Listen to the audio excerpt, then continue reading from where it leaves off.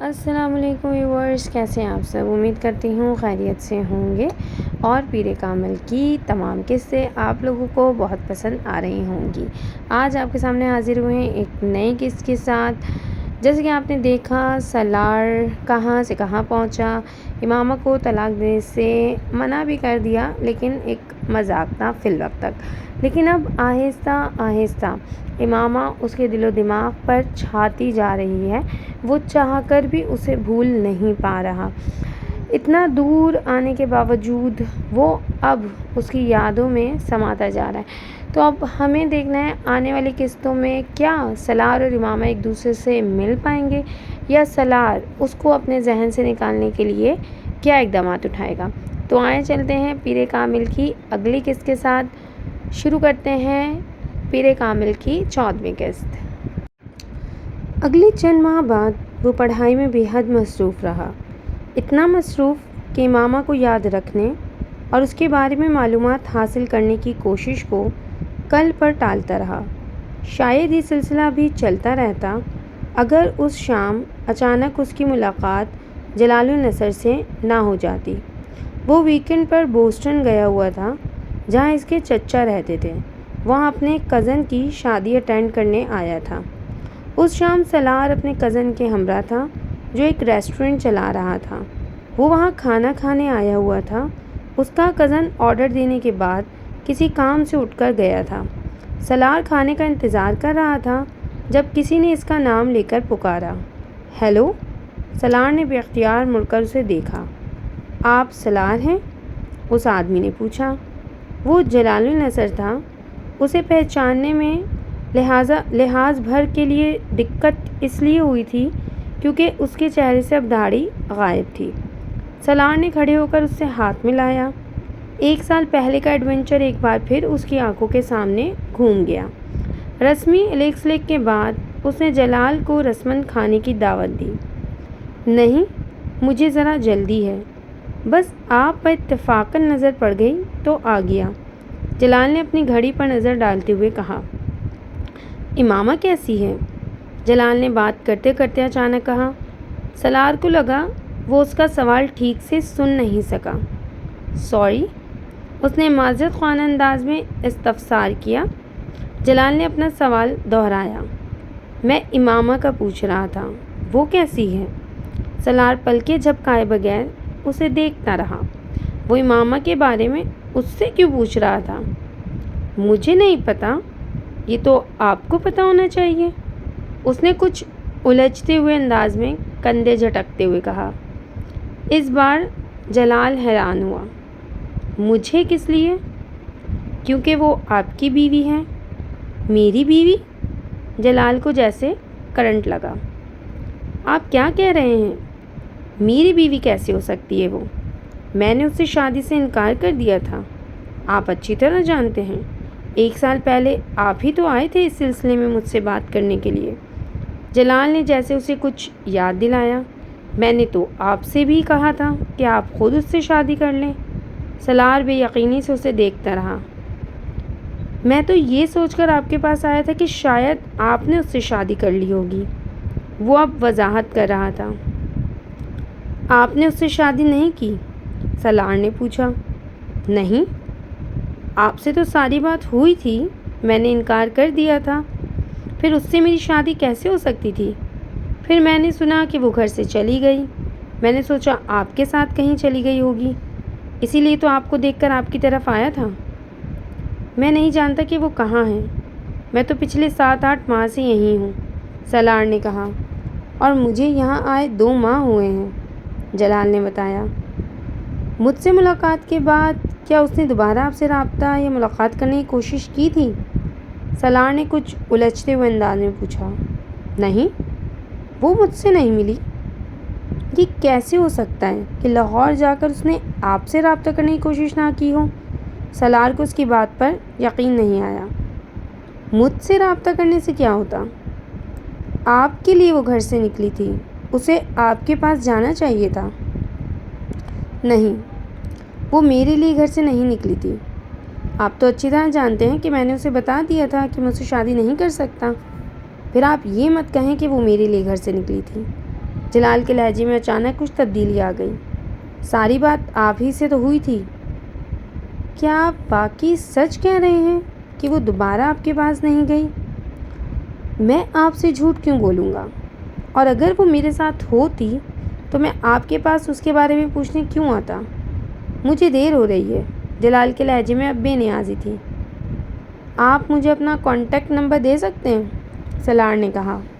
نہیں، میں نہیں سمجھتا کہ آپ کو مجھ سے اور مجھے آپ سے دوبارہ رابطے کی ضرورت پڑ سکتی ہے، جلال نے بڑی صاف گوئی سے کہا اور واپس مڑ گیا۔ سالار کچھ الجھے ہوئے انداز میں اس کی پشت پر نظریں جمائے رہا۔ یہ قابل یقین بات تھی کہ وہ جلال سے نہیں ملی۔ کیوں؟ کیا اس نے میری بات پر واقعی یقین کر لیا تھا کہ جلال نے شادی کر لی ہے؟ سالار کو اپنا جھوٹ یاد آیا۔ مگر یہ کیسے ممکن ہے؟ وہ مزید الجھا۔ میری بات پر اسے یقین کیسے آ سکتا ہے جبکہ وہ کہہ بھی رہی تھی کہ اسے میری بات پر یقین نہیں ہے؟ وہ کرسی کھینچ کر دوبارہ بیٹھ گیا۔ اور اگر جلال کے پاس نہیں گئی تو پھر وہ کہاں گئی؟ کیا کسی اور شخص کے پاس جس سے اس نے مجھے بے خبر رکھا؟ مگر یہ ممکن نہیں ہے۔ اگر کوئی اور ہوتا تو وہ مجھے اس سے بھی رابطہ کرنے کے لیے کہتی۔ اگر وہ فوری طور پر جلال کے پاس نہیں بھی گئی تھی تو سکندر سے نکاح نامہ لینے اور طلاق کے حق کے بارے میں جاننے کے بعد اسے اسی کے پاس جانا چاہیے تھا۔ وہ یہ نہیں جانتا تھا کہ اس نے جلال کو اس فرضی شادی کے بارے میں سے کیوں بتایا۔ شاید وہ اسے پریشان کرنا چاہتا تھا یا پھر یہ دیکھنا چاہتا تھا کہ وہ کیا کرے گی، یا پھر شاید وہ بار بار اس کے اس مطالبے سے تنگ آ گیا تھا کہ وہ پھر جلال کے پاس جائے، پھر جلال سے رابطہ کرے۔ وہ ایسا کرنے کی وجہ نہیں جانتا تھا۔ جو بھی تھا، بہرحال اسے یقین تھا امامہ جلال کے پاس جائے گی۔ مگر سالار کو اب پتہ چلا تھا کہ اس کی توقع یا اندازے کے برعکس وہ وہاں گئی ہی نہیں۔ ویٹر اب کھانا سرو کر رہا تھا۔ اس کا کزن آ چکا تھا۔ وہ دونوں باتیں کرتے ہوئے کھانا کھاتے رہے، مگر سالار کو کھانا کھاتے اور باتیں کرتے ہوئے بھی مسلسل امامہ اور جلال کے بارے میں سوچتا رہا۔ کئی ماہ بعد یکدم اس کے ذہن میں پھر تازہ ہو گئی تھی۔ کہیں ایسا تو نہیں کہ وہ دوبارہ اپنے گھر واپس چلی گئی ہو؟ کھانا کھاتے کھاتے اسے اچانک خیال آیا۔ ہاں، یہ ممکن ہے۔ اس کا ذہن متواتر ایک ہی جگہ اٹکا ہوا تھا۔ مجھے پاپا سے بات کرنی چاہیے۔ انہیں یقیناً اس کے بارے میں کچھ نہ کچھ پتہ ہوگا۔ سکندر عثمان بھی ان دنوں شادی میں شرکت کی غرض سے وہیں تھے۔ واپس گھر آنے کے بعد رات کے قریب جب اس نے سکندر کو تنہا دیکھا تو اس نے ان سے امامہ کے بارے میں پوچھا۔ پاپا، کیا امامہ واپس اپنے گھر آ گئی ہے؟ اس نے کسی تمہید کے بغیر سوال کیا، اور اس کے سوال نے کچھ دیر کے لیے سکندر کو خاموش رکھا۔ تم کیوں پوچھ رہے ہو؟ چند لمحوں کے بعد انہوں نے درشتی سے کہا، بس ایسے ہی۔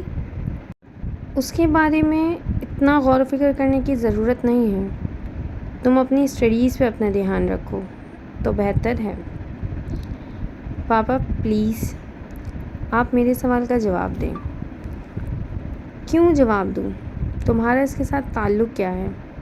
سکندر کی ناراضی میں اضافہ ہو گیا۔ پاپا، اس کا ایک بوائے فرینڈ مجھے آج ملا ہے یہاں، وہی جس کے ساتھ وہ شادی کرنا چاہتی تھی۔ تو پھر یہ کہ ان دونوں نے شادی نہیں کی۔ وہ بتا رہا تھا کہ ماما اس کے پاس گئی نہیں، جبکہ میں سمجھ رہا تھا کہ لاہور جانے کے بعد وہ اسی کے پاس گئی ہوگی۔ سکندر نے اس کی بات کاٹ دی۔ وہ اس کے پاس گئی یا نہیں، اس نے اس سے شادی کی یا نہیں، یہ تمہارا مسئلہ نہیں ہے، نہ ہی تمہیں اس میں انوالو ہونے کی ضرورت ہے۔ ہاں، یہ میرا مسئلہ نہیں ہے، مگر میں جاننا چاہتا ہوں کیا امامہ آپ کے پاس آئی تھی؟ آپ نے اسے شادی کے پیپرز کیسے بھجوائے تھے؟ میرا مطلب کس کے ذریعے؟ سالار نے کہا۔ تم سے کس نے کہا کہ اس نے مجھ سے رابطہ کیا تھا؟ وہ ان کے سوال پر حیران ہوا۔ میں نے خود اندازہ لگایا۔ اس نے مجھ سے کوئی رابطہ نہیں کیا۔ وہ رابطہ کرتی تو میں ہاشم مبین کو اس کے بارے میں بتا دیتا۔ سالار ان کا چہرہ دیکھتا رہا۔ میں نے تمہارے کمرے کی تلاشی لی تھی اور میرے ہاتھ وہ نکاح نامہ لگ گیا۔ مجھے یہاں بھجواتے ہوئے آپ نے کہا تھا کہ آپ وہ پیپرز امامہ تک بھجوا دیں گے۔ ہاں، یہ اس صورت میں ہوتا اگر وہ مجھ سے رابطہ کرتی، مگر اس نے مجھ سے رابطہ نہیں کیا۔ تمہیں یہ یقین کیوں ہے کہ اس نے مجھ سے ضرور رابطہ کیا ہوگا؟ اس بار سکندر نے سوال کر ڈالا۔ سالار کچھ دیر خاموش رہا، پھر اس نے پوچھا، پولیس کو اس کے بارے میں کچھ پتہ نہیں چلا؟ نہیں، پولیس کو پتہ چلتا تو اب تک وہ ہاشم بن کے گھر واپس آ چکی ہوتی، مگر پولیس ابھی بھی اس کی تلاش میں ہے، سکندر نے کہا۔ ایک بات تو طے ہے سالار کہ اب تم دوبارہ امامہ کے بارے میں کوئی تماشا نہیں کرو گے۔ وہ جہاں ہے، جس حال میں ہے، تمہیں اپنا دماغ تھکانے کی ضرورت نہیں۔ تمہارا اس کے ساتھ کوئی تعلق نہیں ہے۔ پولیس جیسے ہی اسے ڈھونڈے گی، میں وہ پیپرز ہاشم مبی تک پہنچا دوں گا تاکہ تمہاری جان ہمیشہ کے لیے اس سے چھوٹ جائے۔ پاپا، کیا اس نے واقعی کبھی گھر فون نہیں کیا مجھ سے بات کرنے کے لیے؟ سالار نے ان کی بات پر غور کیے بغیر کہا۔ کیا وہ تمہیں فون کیا کرتی تھی؟ ان کا چہرہ دیکھنے لگا۔ گھر سے چلے جانے کے بعد اس نے صرف ایک بار فون کیا تھا، پھر میں یہاں آ گیا۔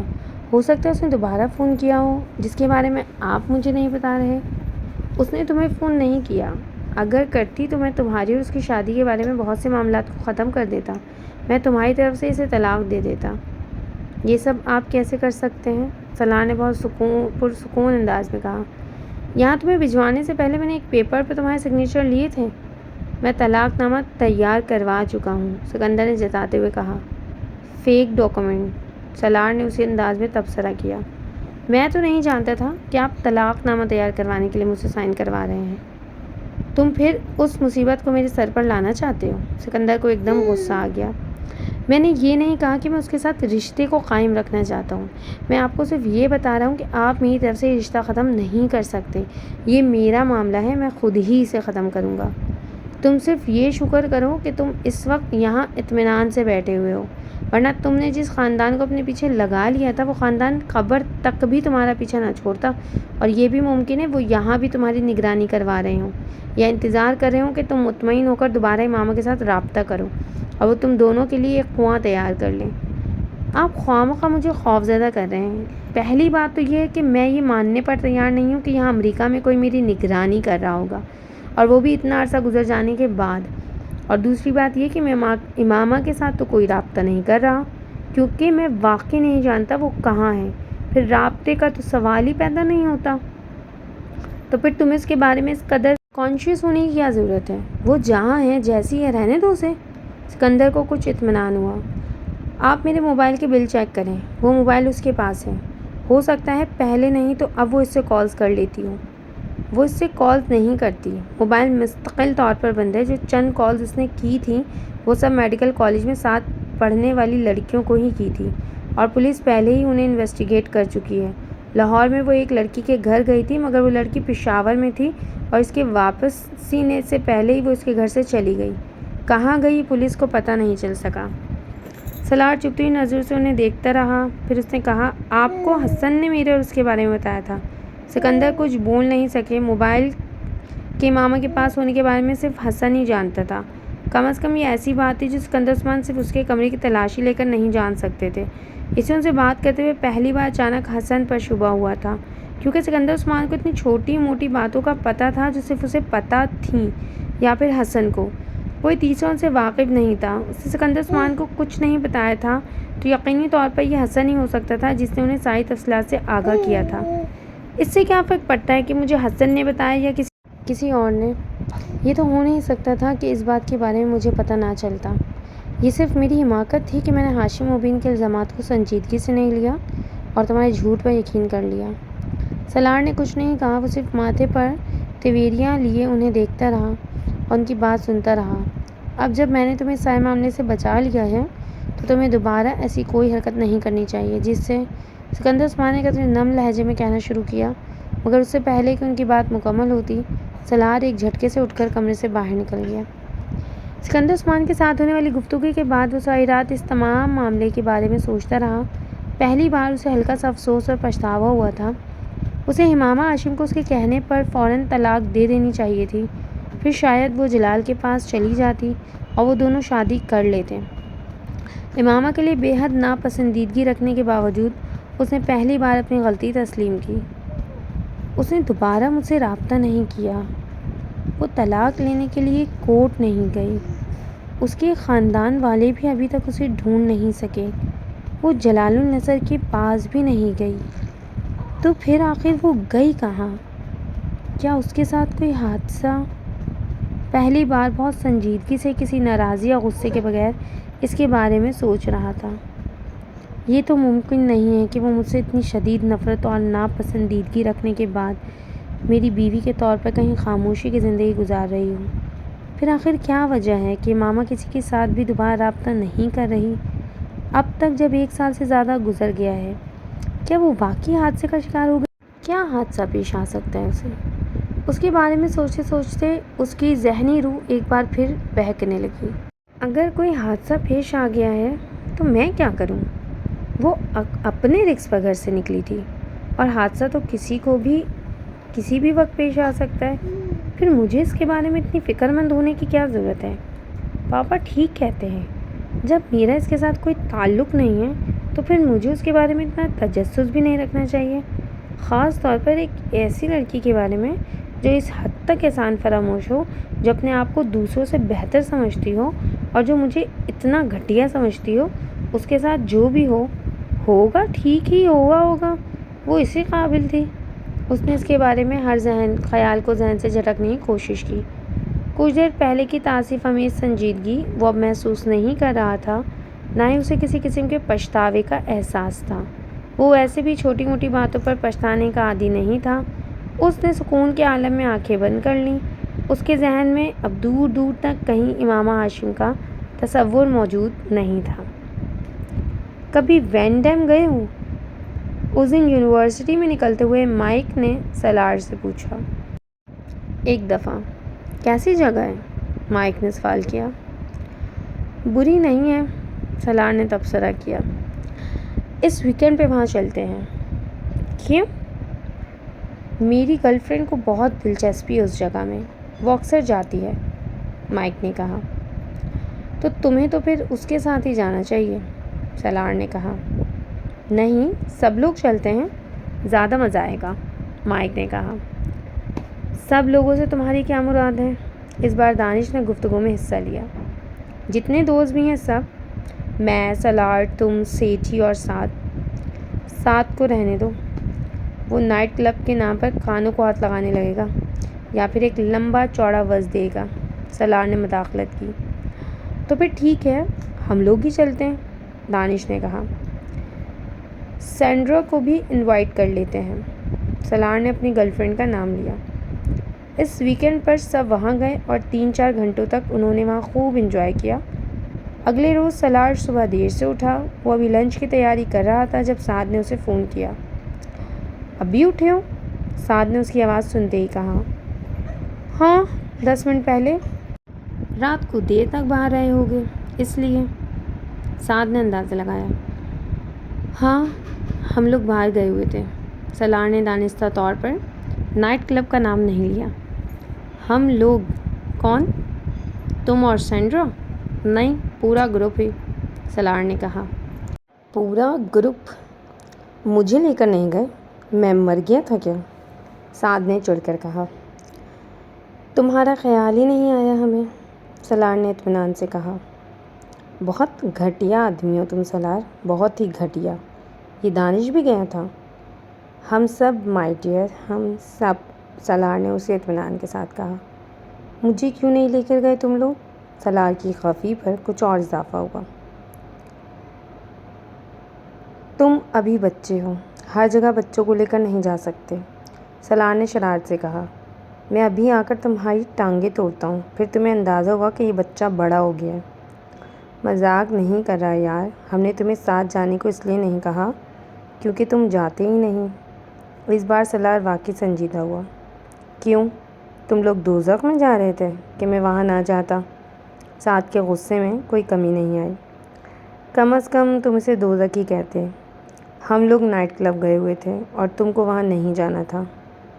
کیوں؟ مجھے وہاں کیوں نہیں جانا تھا؟ سعد کے جواب نے سالار کو کچھ حیران کیا۔ تم ساتھ چلتے؟ آف کورس، مگر تمہیں وہاں جا کر کیا کرنا تھا؟ نہ تم ڈرنک کرتے ہو، نہ ڈانس کرتے ہو، پھر وہاں جا کر تم کیا کرتے؟ ہمیں نصیحتیں کرتے۔ ایسی بات نہیں ہے۔ ٹھیک ہے، ڈرنک اور ڈانس نہیں کرتا، مگر آؤٹنگ تو ہو جاتی ہے۔ میں انجوائے کرتا، سعد نے کہا۔ مگر ایسی جگہوں پر جانا اسلام میں جائز نہیں ہے، سلار نے چبھتے ہوئے لہجے میں کہا۔ سعد چند لمحے کچھ کہہ نہیں سکا۔ میں وہاں کوئی غلط کام کرنے تو نہیں جا رہا تھا، تم سے کہہ رہا ہوں صرف آؤٹنگ کی غرض سے جاتا۔ چند لمحوں بعد اس نے قدرے سنبھلتے ہوئے کہا، اوکے، اگلی بار ہمارا پروگرام بنے گا تو تمہیں بھی ساتھ لے لیں گے، بلکہ مجھے پہلے پتہ ہوتا تو کل رات بھی تمہیں ساتھ لے لیتا۔ ہم سب نے واقعی بہت انجوائے کیا، سلار نے کہا۔ چلو، اب میں کر بھی کیا کر سکتا ہوں۔ خیر، آج کیا کر رہے ہو؟ سعد اب اس سے معمول کی باتیں کرنے لگا۔ 10-15 منٹ تک ان دونوں کے درمیان گفتگو ہوتی رہی، پھر سلار نے فون بند کر دیا۔ تم اس ویکینڈ پر کیا کر رہے ہو؟ اس دن سعد نے سلار سے پوچھا۔ وہ یونیورسٹی کے کیفیٹیریا میں موجود تھے۔ میں اس ویکینڈ پر نیو یارک جا رہا ہوں، سینڈرا کے ساتھ، سلار نے اپنا پروگرام بتایا۔ کیوں؟ سعد نے پوچھا۔ اس کے بھائی کی شادی ہے، مجھے انوائٹ کیا اس نے۔ واپس کب آؤ گے؟ اتوار کی رات کو۔ تم ایسا کرو کہ اپنے اپارٹمنٹ کی چابی مجھے دے جاؤ، میں 2 دن تمہارے اپارٹمنٹ پر گزاروں گا۔ کچھ اسائنمنٹس ہیں جو مجھے تیار کرنے ہیں، اور اس ویکینڈ پر وہ چاروں ہی گھر ہوں گے۔ وہاں بڑا رش ہوگا، میں تمہارے اپارٹمنٹ میں اطمینان سے پڑھ لوں گا، سعد نے کہا۔ اوکے، تم میرے اپارٹمنٹ میں رہ لینا، سلار نے کندھے اچکاتے ہوئے کہا۔ اسے سینڈرا کے ساتھ جمعے کی رات کو نکلنا تھا۔ سلار کا بیگ اس کی گاڑی کی ڈگی میں تھا۔ یہ ایک اتفاق ہی تھا کہ سینڈرا کو آخری وقت میں چند کام نمٹانے پڑ گئے، اور وہ جو سر شام نکلنے کا ارادہ کیے بیٹھے تھے، اس کا پروگرام ہفتے کی صبح تک ملتوی ہو گیا۔ سینڈرا پن گیسٹ کے طور پر کہیں رہتی تھی، اور وہ اس کے پاس رات نہیں گزار سکتا تھا۔ اس سے اپنے اپارٹمنٹ واپس آنا پڑا۔ رات کو تقریباً 11 بجے سینڈرا کو اس کی رہائش گاہ پر ڈراپ کرنے کے بعد اپارٹمنٹ چلا آیا۔ اس نے سعد کو ایک چابی دی تھی، دوسری چابی اس کے پاس ہی تھی۔ وہ جانتا تھا کہ سعد اس وقت بیٹھا پڑھ رہا ہوگا، مگر اس نے اسے ڈسٹرب کرنا ضروری نہیں سمجھا۔ وہ اپارٹمنٹ کا بیرونی دروازہ کھول کر اندر داخل ہو گیا۔ لیونگ روم کی لائٹ آن تھی۔ اندر داخل ہوتے ہی اسے کچھ عجیب سا احساس ہوا تھا۔ وہ اپنے بیڈ روم میں جانا چاہتا تھا، مگر بیڈ روم کے دروازے پر ہی رک گیا۔ بیڈ روم کا دروازہ بند تھا، مگر اس کے باوجود اندر سے ابھرنے والے قہقہے اور باتوں کی آوازیں سن سکتا تھا۔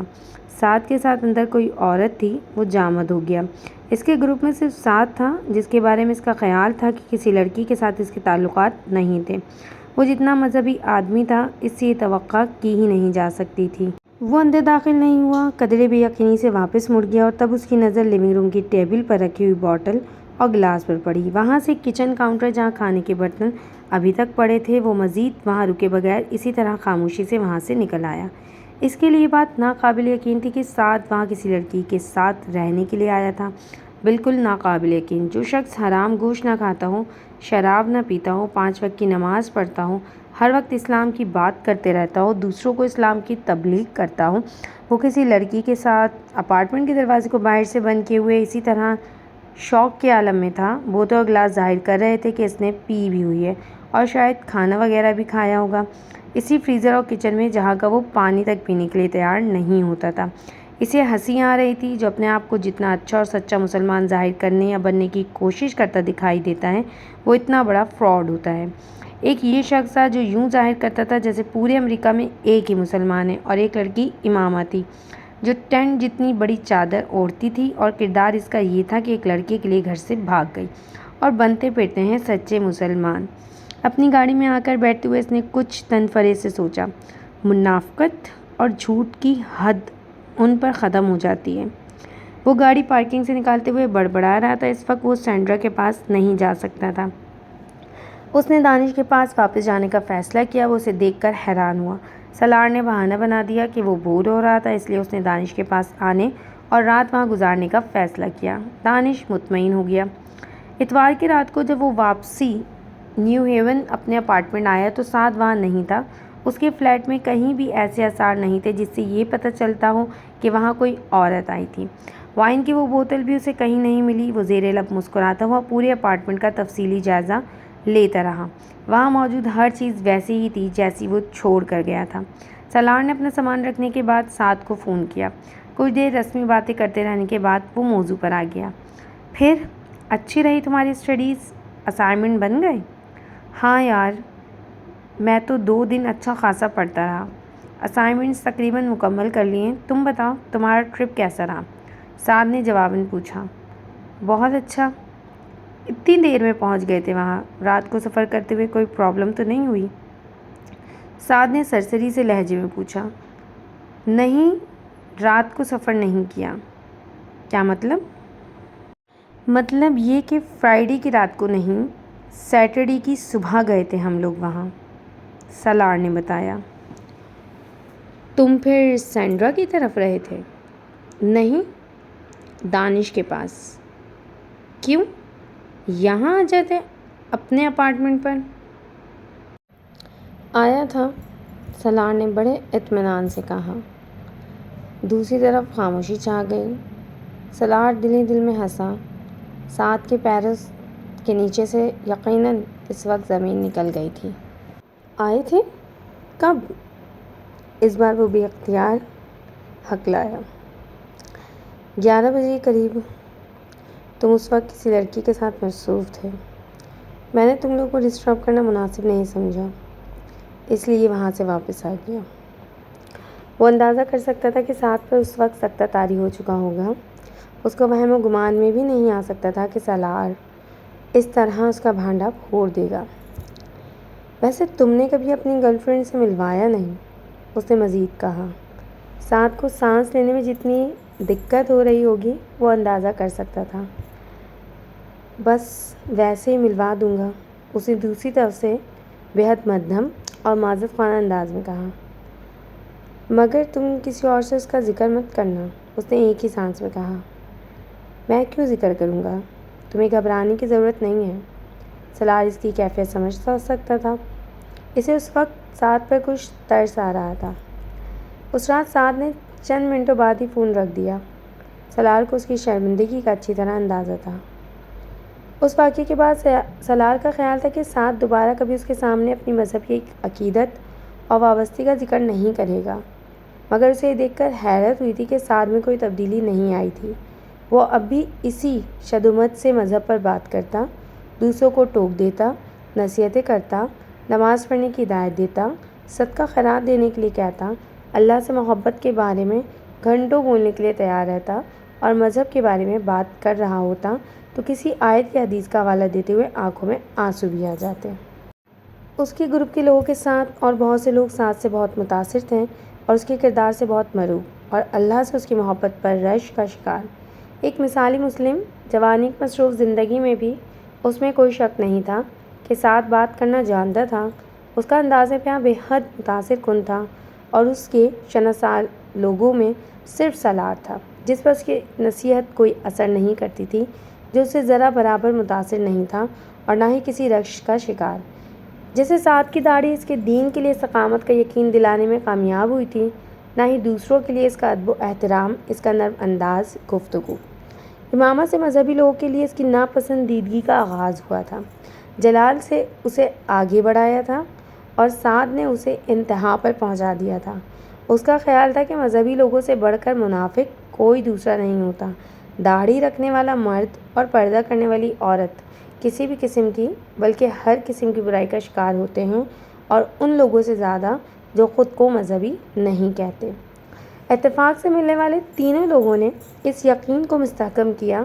امامہ ہاشم پردہ کرنے والی لڑکی اور ایک لڑکے کے لیے اپنے منگیتر، اپنے خاندان، اپنے گھر کو چھوڑ کر رات میں فرار ہو جانے والی لڑکی۔ جلال النصر داڑھی والا مرد، حضور صلی اللہ علیہ وسلم کی محبت میں سرشار ہو کر نعتیں پڑھنے والا اور ایک لڑکی سے افیئر چلانے والا اور پھر اسے بیچ راستے میں چھوڑ کر ایک طرف ہو جانے والا، پھر دین الگ دنیا الگ کر بات کرنے والا۔ سعد ظفر کے بارے میں اس کی رائے ایک اور واقعے سے اور خراب ہوئی۔ وہ ایک دن اس کے اپارٹمنٹ پر آیا ہوا تھا۔ سالار اس وقت کمپیوٹر آن کے اپنا کام کرتے ہوئے اس سے باتیں کرنے لگا۔ پھر اسے کچھ چیزیں لانے کے لیے اپارٹمنٹ سے قریبی مارکیٹ جانا پڑا اور اسے پیدل وہاں آنے جانے اور شاپنگ کرنے میں 30 منٹ لگے تھے۔ سعد اس کے ساتھ نہیں آیا تھا۔ جب سالار واپس آیا تو سعد کمپیوٹر پر چیٹنگ میں مصروف تھا۔ وہ کچھ دیر مزید اس کے پاس بیٹھا، گپ شپ کرتا رہا، پھر چلا گیا۔ اس کے جانے کے بعد سلار نے لنچ کیا اور ایک بار پھر کمپیوٹر پر آ کر بیٹھ گیا۔ وہ بھی کچھ دیر چیٹنگ کرنا چاہتا تھا اور یہ ایک اتفاق ہی تھا کہ اس نے لاشعوری طور پر کمپیوٹر چلاتے ہوئے اس کی ہسٹری دیکھی۔ وہاں ان ویب سائٹس اور بیجز کی کچھ تفصیلات تھیں جو کچھ دیر پہلے اس نے یا سعد نے دیکھی تھی۔ سعد نے جن چند ویب سائٹس کو دیکھا تھا وہ پرنور گرافی سے متعلق تھیں۔ اسے اپنے یا کسی دوسرے دوست کے ان پیجز دیکھنے یا ان ویب سائٹس کو وزٹ کرنے پر حیرت نہ ہوتی نہ اعتراض۔ وہ خود ایسی ویب سائٹس کا وزٹ کرتا رہتا تھا، مگر سعد کے ان ویب سائٹس کو وزٹ کرنے پر اسے حیرت ہوئی تھی۔ اس کی نظروں میں وہ کچھ اور نیچے آ گیا تھا۔ پھر تمہاری کیا پلاننگ ہے؟ پاکستان آنے کا ارادہ ہے؟ وہ اس دن فون پر سکندر سے بات کر رہا تھا۔ سکندر نے اسے بتایا تھا کہ وہ طیبہ کے ساتھ کچھ ہفتوں کے لیے آسٹریلیا جا رہے ہیں۔ انہیں وہاں اپنے رشتہ داروں کے ہاں ہونے والی شادی کی کچھ تقریبات میں شرکت کرنی تھی۔ آپ دونوں وہاں نہیں ہوں گے تو میں پاکستان آ کر کیا کروں گا؟ اسے مایوسی ہوئی۔ یہ کیا بات ہوئی؟ تم اپنے بہن بھائیوں سے ملنا، انیتا تمہیں بہت مس کر رہی ہے۔ سکندر نے کہا، پاپا میں ادھر ہی چھٹیاں گزاروں گا، پاکستان آنے کا کوئی فائدہ نہیں۔ تم ایسا کیوں نہیں کرتے کہ ہمارے ساتھ آسٹریلیا چلو؟ معیز بھی جا رہا ہے۔ انہوں نے اس کے بڑے بھائی کا نام لیتے ہوئے کہا، میرا دماغ خراب نہیں ہے کہ میں اس طرح منہ اٹھا کر آپ کے ساتھ آسٹریلیا چلوں۔ معیز کے ساتھ میری کون سی انڈرسٹینڈنگ ہے جو آپ مجھے اس کے جانے کا بتا رہے ہیں؟ اس نے خاصی بیزاری کے ساتھ کہا، میں تمہیں مجبور نہیں کروں گا۔ اگر تم وہیں رہنا چاہتے ہو تو ایسا ہی صحیح۔ بس اپنا خیال رکھنا اور دیکھو سلار، کوئی غلط کام مت کرنا۔ انہوں نے اسے تنبیہ کی۔ وہ اس غلط کام کی نوعیت کے بارے میں اچھی طرح جانتا تھا اور وہ یہ جملہ سننے کا عادی ہو چکا تھا کہ اب اگر سکندر ہر بار فون بند کرنے سے پہلے اس سے یہ جملہ نہ کہتے تو اسے حیرت ہوتی۔ سکندر سے بات کرنے کے بعد اس نے فون کر کے اپنی سیٹ کینسل کروا دی۔ فون کا ریسیور رکھنے کے بعد صوفے پر لیٹا چھت کو گھورتے ہوئے وہ یونیورسٹی بند ہونے کے بعد کے کچھ ہفتوں کی مصروفیات کے بارے میں سوچتا رہا۔ مجھے چند دن اسکیننگ کے لیے کہیں جانا چاہیے یا پھر کسی دوسری اسٹیٹ کو وزٹ کرنا چاہیے۔ وہ مضبوط منصوبہ بنانے لگا۔ ٹھیک ہے، میں کل یونیورسٹی سے آ کے کسی آپریٹر سے ملوں گا، باقی کا پروگرام وہیں طے کروں گا، اس نے فیصلہ کیا۔ اگلے دن اس نے ایک دوست کے ساتھ مل کر اسکیننگ کے لیے جانے کا پروگرام طے کر لیا۔ اس نے سکندر اور اپنے بڑے بھائی کو اپنے پروگرام کے بارے میں بتا دیا۔ چھٹیاں شروع ہونے سے ایک دن پہلے اس نے ایک انڈین ریسٹورنٹ میں کھانا کھایا۔ وہ کھانا کھانے کے بعد بھی کافی دیر وہاں بیٹھا رہا، پھر وہ ایک قریبی پب میں چلا گیا۔ کچھ دیر وہاں بیٹھنے کے دوران اس نے وہاں کچھ بیگ پیے۔ رات 10 بجے قریب ڈرائیونگ کرتے ہوئے اسے اچانک متلی ہونے لگی۔ گاڑی روک کر وہ کچھ دیر کے لیے سڑک کے گرد پھیلے ہوئے سبزے پر چلنے لگا۔ سرد ہوا اور خنکی نے کچھ دیر کے لیے اسے نارمل کر دیا، مگر چند منٹوں کے بعد ایک بار پھر اسے متلی ہونے لگی۔ اسے اب اپنے سینے اور پیٹ میں ہلکا ہلکا درد بھی محسوس ہو رہا تھا۔ یہ کھانے کا اثر تھا یا پیک کا؟ فوری طور پر اسے کچھ اندازہ نہیں ہوا۔ اب اس کا سر بری طرح چکرا رہا تھا۔ یکدم جھکتے ہوئے اس نے بے اختیار کیے کی اور پھر چند منٹ اسی طرح جھکا رہا۔ معدہ خالی ہو جانے کے بعد بھی اس کو اپنی حالت بہتر محسوس نہیں ہوئی۔ سیدھا کھڑے رہنے کی کوشش میں اس کے پیر لڑکھڑا گئے۔ اس نے مڑ کر اپنی گاڑی کی طرف جانے کی کوشش کی، مگر اس کا سر اب پہلے سے زیادہ چکرا رہا تھا۔ چند گز دور کھڑی گاڑی کو دیکھنے میں بھی اسے دقت ہو رہی تھی۔ اس نے بامشکل چند قدم اٹھائے، مگر گاڑی کے قریب پہنچنے سے پہلے ہی وہ چکرا کر زمین پر گر پڑا۔ اس نے اٹھنے کی کوشش کی، مگر اس کا ذہن تاریکی میں ڈوبتا جا رہا تھا۔ مکمل طور پر ہوش کھونے سے پہلے اس نے کسی کو اپنے آپ کو جھنجھوڑتے محسوس کیا۔ کوئی بلند آواز میں اس کے قریب کچھ کہہ رہا تھا۔ آوازیں ایک سے زیادہ تھیں۔ سلار نے اپنے سر کو جھٹکنے کی کوشش کی۔ وہ پورے سر کو حرکت نہیں دے سکا۔ اس کی آنکھیں کھلنے کی کوشش بھی ناکام رہی۔ وہ اب مکمل طور پر تاریکی میں جا چکا تھا۔ اس نے 2 دن ہاسٹل میں گزارے تھے۔ وہاں سے گاڑی میں گزرنے والے کسی جوڑے نے اسے گرتے دیکھا تھا اور اسے اٹھا کر ہاسپٹل لے آئے تھے۔ ڈاکٹرز کے مطابق وہ فوڈ پوائزن کا شکار ہوا تھا۔ وہ ہاسپٹل آنے کے چند گھنٹوں کے بعد ہوش میں آ گیا تھا اور وہاں سے چلے جانے کی خواہش رکھنے کے باوجود وہ جسمانی طور پر اپنے آپ کو اتنی بری حالت میں محسوس کر رہا تھا کہ وہاں سے جا نہیں سکا۔ اگلے دن شام تک اس کی حالت کچھ بہتر ہونے لگی، مگر ڈاکٹرز کی ہدایت پر سالار نے وہ رات بھی وہیں گزار دی۔ اتوار کو سپہر وہ گھر آ گیا تھا اور گھر آتے ہی اس نے ٹور آپریٹر کے ساتھ طے پایا جانے والا پروگرام چند دنوں کے لیے ملتوی کر دیا۔ اسے پیر کی صبح نکلنا تھا اور اس نے طے کیا تھا کہ جانے سے پہلے وہ ایک بار پھر سنڈریلا کو کال کرے گا، لیکن اب پروگرام کینسل کرنے کے ساتھ ساتھ اس نے اس کو یا بلکہ کسی بھی دوست کو کال کرنے کا ارادہ طے کر دیا۔ ایک ہلکے سینڈوچ کے ساتھ کافی کا ایک کپ پینے کے بعد اس نے سکون آور دوائی لی اور سونے کے لیے چلا گیا۔ اگلے دن جب اس کی آنکھ کھلی، اس وقت 11 بج رہے تھے۔ سالار کو نیند سے بیدار ہوتے ہی سر میں شدید درد کا احساس ہوا۔ اپنا ہاتھ بڑھا کر اس نے اپنا ماتھا اور جسم چھوا۔ اس کا ماتھا بہت زیادہ گرم تھا۔ کم آن، وہ بیزاری سے بڑبڑایا۔ پچھلے 2 دن کی بیماری کے بعد وہ اگلے 2 دن بستر پر پڑے ہوئے نہیں گزارنا چاہتا تھا اور اس وقت اسے اس کے آثار نظر آ رہے تھے۔ جوں تو بیڈ سے نکل کر وہ منہ ہاتھ دھوئے بغیر ایک بار پھر کچن میں آ گیا۔ کافی بننے کے لیے رکھ کر وہ آ کر آنسر فون پر ریکارڈ کالز سننے لگا۔ چند کالز سعد کی تھی، جس نے واپس پاکستان جانے سے پہلے اس سے ملنے کے لیے بار بار اسے رنگ کیا تھا، اور پھر آخری کال میں اس کے اس طرح غائب ہونے پر اسے اچھی خاصی صلواتیں سنائی تھیں۔ سینڈرا کا اندازہ تھا کہ وہ اس سے ملے بغیر اسکیننگ کے لیے چلا گیا تھا۔ یہی خیال سکندر اور کامران کا تھا۔ انہوں نے بھی اسے چند کالز کی تھیں۔ چند کالز اس کے کچھ کلاس فیلوز کی تھیں، وہ بھی چھٹیاں گزارنے کے لیے اپنے گھروں کو جانے سے پہلے کی گئی تھیں۔ ہر ایک نے اسے تاکید کی تھی کہ وہ انہیں جوابی کال کریں، مگر اب وہ جانتا تھا کہ اب وہ سب واپس جا چکے ہوں گے۔ البتہ وہ سکندر اور کامران اور سعد کو پاکستان میں کال کر سکتا تھا، مگر اس وقت وہ یہ کام کرنے کے موڈ میں نہیں تھا۔ کافی کے ایک مگ کے ساتھ 2 سلائس کھانے کے بعد اس نے گھر پر موجود چند میڈیسنز لیں اور پھر دوبارہ بیڈ پر لیٹ گیا۔ اس کا خیال تھا کہ بخار کے لیے اتنا ہی کافی تھا اور شام تک وہ اگر مکمل طور نہیں تو کافی حد تک ٹھیک ہو چکا ہوگا۔ اس کا اندازہ بالکل غلط ثابت ہوا۔ شام کے وقت میڈیسن کے زیر اثر آنے والی نیند سے بیدار ہوا تو اس کا جسم بری طرح بخار میں پھنک رہا تھا۔ اس کی زبان اور ہونٹ خشک تھے اور اسے اپنا حلق کانٹوں سے بھرا ہوا محسوس ہو رہا تھا۔ پورے جسم کے ساتھ ساتھ اس کا سر درد بھی شدید درد کی گرفت میں تھا، اور شاید اس کے اس طرح بیدار ہونے کی وجہ یہ شدید بخار اور تکلیف ہی تھی۔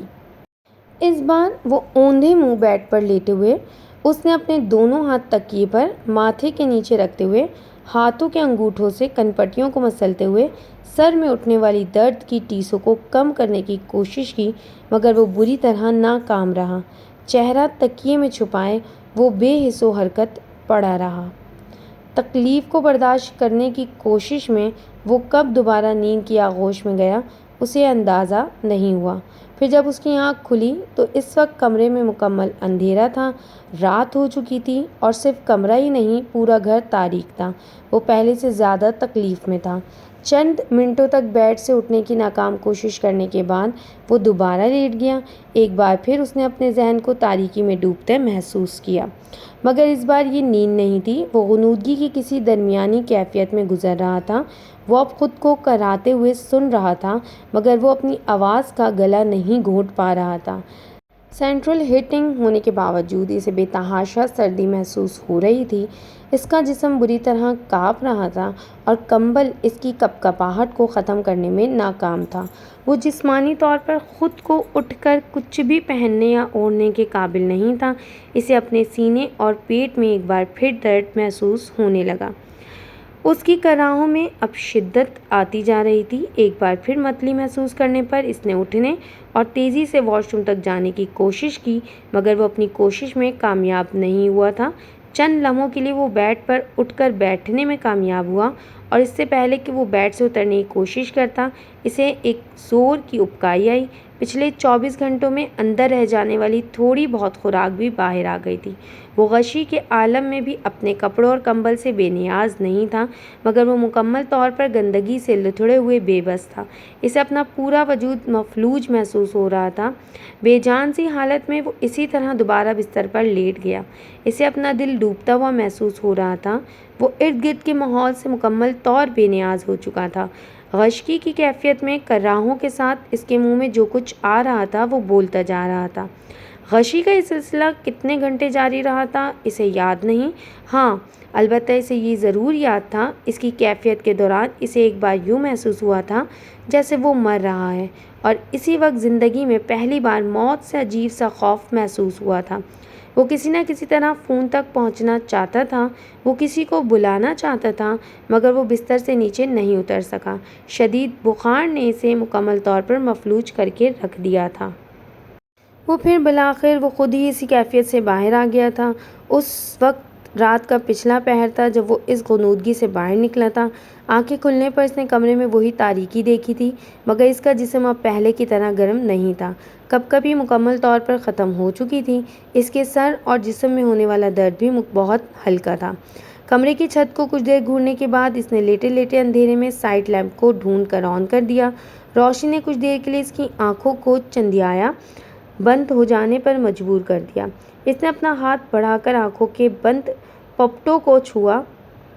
وہ سوجے ہوئے تھے، آنکھوں میں چبھن ہو رہی تھی۔ سوجے ہوئے تمام پپٹوں کو بامشکل کھلے رکھتے ہوئے وہ اب ارد گرد کی چیزوں پر غور کرتا رہا تھا اور اپنے ساتھ ہونے والے تمام واقعات کو یاد کرنے کی کوشش کر رہا تھا۔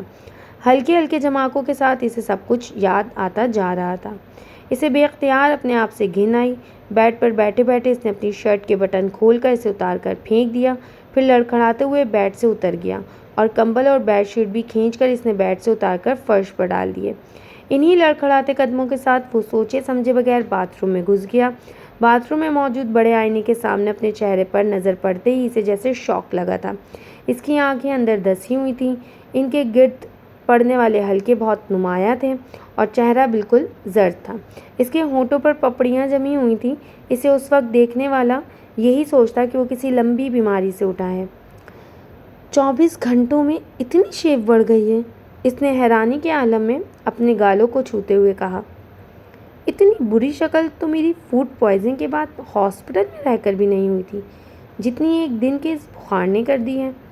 وہ بے یقینی کے عالم میں اپنے حلقوں کو دیکھتے ہوئے بڑبڑایا۔ ٹب میں پانی بھر کر وہ اس میں لیٹ گیا۔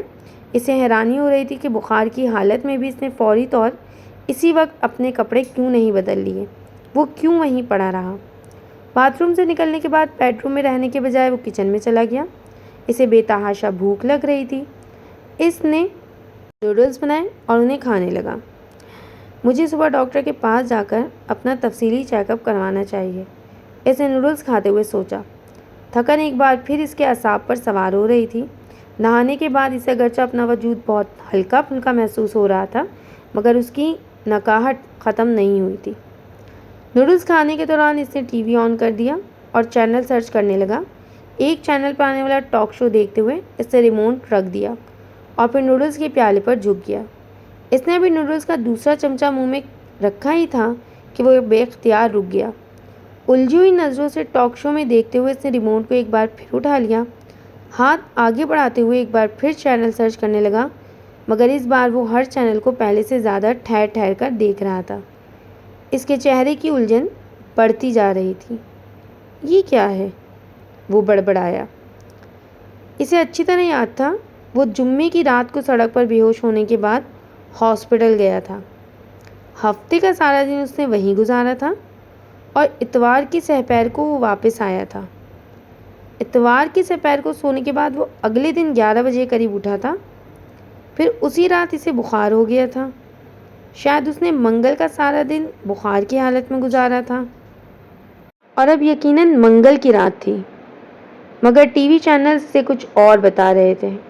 وہ ہفتے کی رات تھی اور اگلے طلوع ہونے والا دن اتوار کا تھا۔ اس نے اپنی ریسٹ واچ پر ایک نظر دوڑائی جو لیونگ روم کی میز پر پڑی تھی۔ اس کا منہ کھلے کا کھلا رہ گیا۔ اس نے نوڈلز کا پیالہ میز پر رکھ دیا۔ یک لخت تھی جیسے اس کی بھوک اڑ گئی تھی۔ وہاں موجود تاریخ نے اسے جیسے ایک اور جھٹکا دیا تھا۔ کیا مطلب ہے؟ کیا میں 5 دن بخار میں مبتلا رہا ہوں؟ 5 دن ہوش و آواز سے بے خبر رہا ہوں؟ مگر یہ کیسے ہو سکتا ہے؟ یہ کیسے ممکن ہے؟ وہ بڑبڑا رہا تھا۔ 5 دن 5 دن تو بہت ہوتے ہیں۔ یہ کیسے ممکن ہے کہ مجھے 5 دن گزرنے کا پتہ ہی نہ چلے؟ میں 5 دن تک اس طرح بے ہوش کیسے رہ سکتا ہوں؟ وہ لڑکھڑاتے قدموں کے ساتھ تیزی سے آنسر فون کی طرف بڑھ گیا۔ فون پر اس کے لیے کوئی ریکارڈ پیغام نہیں تھا۔ پاپا نے مجھے کوئی کال نہیں کی اور ساتھ سب کو کیا ہو گیا؟ کیا میں یاد نہیں آیا؟ اسے جیسے کوئی پیغام نہ پا کر شوق لگا تھا۔ وہ بہت دیر تک بالکل ساکت فون کے پاس بیٹھا رہا۔ یہ کیسے ہو سکتا ہے کہ پاپا کو میرا خیال ہی نہ آ رہا ہو، یا کسی اور فرینڈ کو، یا پھر کسی اور کو؟ اس طرح مجھے کیسے چھوڑ دیا انہوں نے؟ اور اس وقت اسے پہلی بار احساس ہوا کہ اس کے ہاتھ ایک بار پھر کپ کپ آ رہے تھے۔ وہ نکاہت یا کمزوری نہیں تھی، پھر وہ کیا تھا جو اسے کانپنے پر مجبور کر رہا تھا؟ وہ اٹھ کر واپس صوفے کی طرف چلا آیا۔ نوڈلز کے پیالے کو ہاتھ میں لے کر وہ ایک بار پھر انہیں کھانے لگا۔ اس بار نوڈلز میں چند منٹ پہلے کا ذائقہ بھی ختم ہو چکا تھا۔ اسے لگا وہ بے ذائقہ ربڑ کے چند نرم ٹکڑوں کو چبا رہا ہے۔ چند چمچے لینے کے بعد اس نے پیالہ دوبارہ ٹیبل پر رکھ دیا۔ وہ اسے کھا نہیں پا رہا تھا۔ وہ اب بھی عجیب سی بے یقینی کی گرفت میں تھا۔ کیا واقعی وہ 5 دن یہاں اکیلا اسی طرح پڑا رہا تھا کہ اسے خود اپنے بارے میں پتا تھا اور نہ ہی کسی اور کو؟ وہ ایک بار پھر واش روم میں چلا گیا۔ اس کا چہرہ کچھ دیر پہلے جیسا نہیں لگ رہا تھا۔ نہانے سے وہ کچھ بہتر ہو گیا تھا، مگر اس کی شیو اور آنکھوں کے گرد پڑے ہوئے حلقے اب بھی اسی طرح موجود تھے۔ آئینے کے سامنے کھڑے ہو کر وہ کچھ دیر تک اپنی آنکھوں کے گرد پڑے ہوئے حلقوں کو چھوتا رہا، جیسے اسے یقین نہ آ رہا ہو کہ وہ واقعی وہاں موجود تھے یا پھر اس کا وہم ہے۔ اسے یکدم اپنے چہرے پر موجود بالوں سے وحشت ہونے لگی تھی۔ وہیں کھڑے کھڑے اس نے شیو کٹ نکالی اور شیو کرنے لگا۔ شیو کرتے ہوئے اسے ایک بار پھر احساس ہوا کہ اس کے ہاتھ کانپ رہے تھے۔ یک کے بعد دیگرے اسے 3 کٹ لگے۔ اس نے شیو کے بعد اپنا چہرہ دھویا اور اس کے بعد تولیے سے آئینے میں اپنے آپ کو دیکھتے ہوئے اسے خشک کرنے لگا۔ جب اسے ان زخموں سے رستے ہوئے خون کا احساس ہوا تو اس نے چہرے کو تولیے سے تھپ تھپانا بند کر دیا۔ خالی الذہنی کے عالم میں وہ آئینے میں اپنے چہرے کو دیکھنے لگا۔ اس کے گالوں پر آہستہ آہستہ ایک بار پھر خون کے قطرے نمودار ہو رہے تھے۔ گہرا سرخ رنگ۔ وہ پلکیں جھپکائے بغیر ان قطروں کو دیکھتا رہا۔ 3 ننھے ننھے سرخ قطرے۔ What is next to stasis? Pain. سرد اور مدھم آواز آئی۔ وہ پتھر کے بت کی طرح ساکت ہو گیا۔ What is next to pain? Nothingness. اسے ایک ایک لفظ یاد تھا۔ نتھنگنس۔ وہ آئینے میں اپنے آپ کو دیکھتے ہوئے بڑبڑایا۔ اس کے گالوں کی حرکت سے خون کے قطرے اس کے گالوں پر پھسلنے لگے۔ And what comes next to nothingness? Hell. Salar کو یکدم ابکائی آئی۔ وہ واش بیسن پر بے اختیار دوہرا ہو گیا۔ چند منٹ پہلے کھائی گئی خوراک ایک بار پھر باہر آ گئی تھی۔ اس نے نل کھول دیا۔ اس نے اس کے بعد کیا پوچھا تھا، اس نے اس کے جواب میں کیا کہا تھا، اسے یاد تھا۔ ابھی تمہیں کوئی چیز سمجھ میں نہیں آ رہی، آئے گی بھی نہیں۔ ایک وقت آئے گا جب تم سب کچھ سمجھ جاؤ گے۔ ہر شخص پر ایک وقت آتا ہے جب وہ سب کچھ سمجھنے لگتا ہے۔ جب کوئی معمہ نہیں رہتا۔ میں اس دور سے گزر رہی ہوں، تم پر وہ دور آئندہ کبھی آئے گا۔ اس کے بعد تم دیکھنا، کیا تمہیں ہنسی نہ کبھی اس مقام پر آ جاتے ہیں اسے اپنی جہاں آنکھوں سے سارے پانی رشتے بہتا محسوس ختم ہو جاتے ہیں۔ وہاں صرف ہم ہوتے ہیں اور اللہ ہوتا ہے۔ کوئی ماں باپ، کوئی بہن بھائی، کوئی دوست نہیں ہوتا۔ پھر ہمیں پتہ چلتا ہے کہ ہمارے پیروں کے نیچے زمین ہے، نہ ہمارے سر کے اوپر کوئی آسمان، بس صرف ایک اللہ ہے جو ہمیں اس خلا میں بھی تھامے ہوئے ہے۔ پھر پتہ چلتا ہے ہم زمین پر پڑی مٹی کے ڈھیر میں ایک ذرے یا درخت پر لگے ہوئے ایک پتے سے زیادہ کی وقت نہیں رکھتے۔ پھر پتہ چلتا ہے کہ ہمارے ہونے یا نہ ہونے سے صرف ہمیں فرق پڑتا ہے، صرف ہمارا کردار ختم ہو جاتا ہے۔ کائنات میں کوئی تبدیلی نہیں آتی، کسی چیز پر کوئی اثر نہیں پڑتا۔ سالار کو اپنے سینے میں عجیب سا درد محسوس ہو رہا تھا۔ اس نے بہتے ہوئے پانی کو منہ میں ڈالا، اسے ایک بار پھر ابکائی آئی۔ اس کے بعد ہماری عقل ٹھکانے آ جاتی ہے۔ وہ اس آواز کو اپنے ذہن سے جھٹکنے کی کوشش کر رہا تھا۔ اسے حیرانی ہو رہی تھی وہ اسے اس وقت کیوں یاد آئی تھی۔ اس نے پانی کے چھپٹے اپنے چہرے پر مارنے شروع کر دیے، چہرے کو ایک بار پھر پونچھنے لگا۔ آفٹر شیو کی بوتل کھول کر اس نے گالوں پر موجود ان زخموں پر لگانا شروع کر دیا جہاں اب اسے پہلی بار تکلیف ہو رہی تھی۔ واش روم سے باہر نکلتے ہوئے اسے احساس ہو رہا تھا کہ اس کے ہاتھ اب بھی کانپ رہے ہیں۔ مجھے ڈاکٹر کے پاس چلے جانا چاہیے۔ وہ اپنی مٹھیاں بھینچنے لگا۔ مجھے مدد کی ضرورت ہے، اپنا چیک اپ کروانا ہے۔ وہ نہیں جانتا تھا اسے یکدم وہاں وحشت کیوں ہونے لگی تھی۔ اسے اپنا سانس وہاں بند ہوتا محسوس ہو رہا تھا، یوں جیسے کوئی اس کی گردن پر پاؤں رکھے آہستہ آہستہ دباؤ ڈال رہا تھا۔ کیا یہ ممکن ہے کہ سب لوگ مجھے اس طرح بھول جائیں؟ اس طرح؟ اس نے اپنی وارڈروب سے نئے کپڑے نکال کر ایک بار پھر کچھ دیر پہلے کا پہنا ہوا لباس بدلنا شروع کر دیا۔ وہ جلد از جلد ڈاکٹر کے پاس جانا چاہتا تھا۔ اسے اپنے اپارٹمنٹ سے یکدم خوف محسوس ہونے لگا تھا۔ اس رات گھر آ کر وہ تقریباً ساری رات جاگتا رہا تھا۔ ایک عجیب سی کیفیت نے اسے اپنی گرفت میں لیا ہوا تھا۔ اس کا ذہن یہ تسلیم نہیں کر رہا تھا کہ اسے اس طرح بھلا دیا گیا ہے۔ وہ ماں باپ کی ضرورت سے زیادہ توجہ ہمیشہ حاصل کرتا رہا تھا۔ کچھ اس کی حرکتوں کی وجہ سے بھی سکندر عثمان اور طیبہ کو اس کے معاملے میں بہت زیادہ محتاط ہونا پڑا تھا۔ وہ ہمیشہ ہی اس کے بارے میں فکر مند رہے تھے، مگر اب یکدم چند دنوں کے لیے وہ جیسے سب کی زندگی سے نکل گیا تھا، دوستوں کی، بہن بھائیوں کی، ماں باپ کی۔ وہ اگر اس بیماری کے دوران وہاں اس اپارٹمنٹ میں مر جاتا تو کسی کو پتہ تک نہیں چلتا، شاید تب تک جب تک اس کی لاش گلنے سڑنے نہ لگتی، اور اس موسم میں ایسا ہونے میں کتنے دن لگتے۔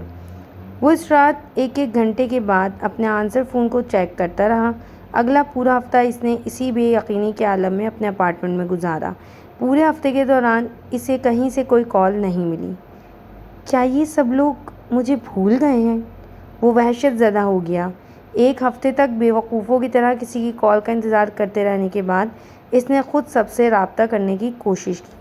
وہ انہیں فون پر بتانا چاہتا تھا کہ اس کے ساتھ کیا ہوا تھا، وہ کس کیفیت سے گزرا تھا۔ وہ ان کے ساتھ شکوہ کرنا چاہتا تھا، مگر ہر ایک سے رابطہ کرنے پر اسے پہلی بار یوں محسوس ہوا جیسے کسی کو اس میں کوئی دلچسپی ہی نہیں تھی۔ ہر ایک کے پاس اپنی مصروفیات کی تفصیلات تھیں۔ سکندر اور طیبہ اسے آسٹریلیا میں اپنی سرگرمیوں سے آگاہ کرتے رہے۔ وہ وہاں کیا کر رہے تھے، کتنا انجوائے کر رہے تھے، وہ کچھ غائب دماغی کے عالم میں ان کی باتیں سنتا رہا۔ تم انجوائے کر رہے ہو اپنی چھٹیاں؟ بہت لمبی چوڑی بات کرنے کے بعد طیبہ نے بلاخر سے پوچھا۔ میں؟ ہاں بہت۔ وہ صرف 3 لفظ بول سکا۔ وہ واقعی نہیں جانتا تھا کہ اسے طیبہ سے کیا کہنا یا بتانا چاہیے۔ باری باری سب سے بات کرتے ہوئے وہ پہلی بار اس قسم کی صورتحال اور کیفیت سے دوچار ہوا تھا۔ ان میں سے ہر ایک کو بنیادی طور پر صرف اپنی زندگی سے دلچسپی تھی۔ شاید وہ انہیں اپنے ساتھ ہونے والے واقعات بتاتا تو وہ اس کے لیے تشویش کا اظہار کرتے، پریشان ہو جاتے، مگر وہ سب بعد میں ہوتا۔ اس کے بتانے کے بعد اس سے پہلے ان کی زندگی کے دائرے میں اس کی زندگی کہاں آتی تھی؟ کسی کو دلچسپی تھی یہ سننے میں کہ اس کے چند دن کس طرح غائب ہو گئے؟ اور شاید تبھی اس نے پہلی بار سوچا، اگر میری زندگی ختم بھی ہو گئی تو تو کسی دوسرے کو اس سے کیا فرق پڑے گا؟ دنیا میں کیا تبدیلی آئے گی؟ میرا خاندان کیا محسوس کرے گا؟ کچھ بھی نہیں، چند دنوں کے دکھ کے علاوہ اور کچھ بھی نہیں، اور دنیا میں تو شاید چند لمحوں کے لیے بھی کوئی تبدیلی نہ آئے۔ سالار سکندر اگر غائب ہو جائے تو واقعی کسی دوسرے کو اس سے کیا فرق پڑے گا؟ چاہے اس کا IQ لیول 150 پلس ہو۔ وہ اپنی سوچوں کو جھٹکنے کی کوشش کرتا، مگر ایسی مایوسی اور اس طرح کی ذہنی حالت، آخر مجھے ہو کیا گیا ہے؟